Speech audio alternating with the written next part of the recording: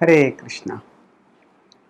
We have to fall asleep, but we don't have to fall for sleep. Sleep is a basic biological necessity. We are able to function in a healthy and effective way when our bodies get the adequate rest and rejuvenation that accompanies sleep. And the Bhagavad Gita recognizes the necessity of proper sleeping even for those for serious spiritual seekers. In the fifth chapter, in the sixth chapter, 16th text, Krishna says, "Natyashnatastu yogosti nachaikantamanashnatah nachati swapnashilasya jagruto naiva cha Arjuna." So he says, Natyashnatastu yogosti, that one who eats too much cannot be a yogi. Nachaikantamanashnata, nor one who does not eat at all. And similarly, one who sleeps too much or sleeps too little, that person can also not be a yogi. So Krishna is giving a very categorical declaration here that excessive sleeping or inadequate sleeping both uh, become disqualifications for us to move onwards in the path of yoga. And so now the same Bhagavad Gita later gives something significantly different, or at least it sounds different at first reading. In the 18th chapter, in the 39th verse, it says, Yadagre chanubandhe cha sukham mohanam atmanah nidralasya pramadottham tattamasamudahratam. So he said, Yadagre chanubandhe cha, from beginning to end. So, sukham mohanam atmanah, that which is illusion from beginning to end, nidra alasya pramadottam. Nidra, alasya and pramad. So sleep, laziness and pramad. Pramad can mean madness, intoxication. Tattamasamudaharatam, that which is born from this, tadottam. This is from the mode of ignorance. So here sleep is categorized as in the mode of ignorance.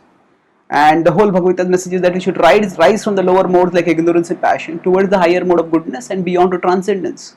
So if sleep is characteristic of ignorance, then why does the Bhagavad Gita say that we need to have, that one who sleeps too less cannot be a yogi?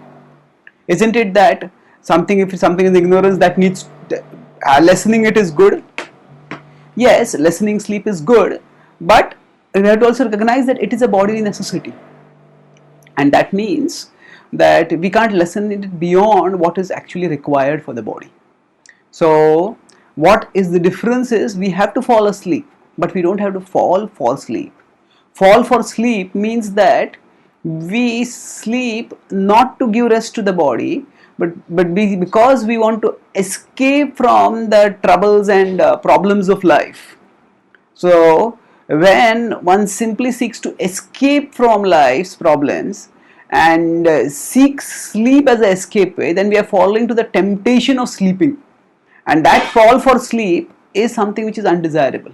And so what the Bhagavad Gita says is that it is characterizing not sleep as ignorance, but the pleasure derived from sleep as being in ignorance. That means, and we see that the idea of escapism is implicit in the other two examples of ignorant pleasure given also, where it says alasya, lethargy, where one is lazy, one doesn't do what one is expected to do and one tries to take the easy way out. Or madness or intoxication, what happens? There also one is escaping from real life by imagining some situation where the problems are not there.